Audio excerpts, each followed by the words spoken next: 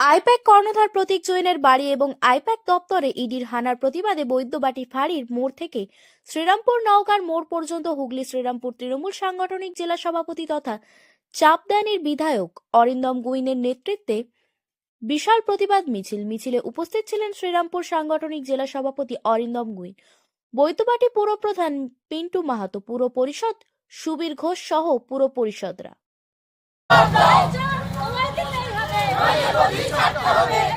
একটু পিছিয়ে একটু ক্যামেরা ঢুকে যাচ্ছে। একটু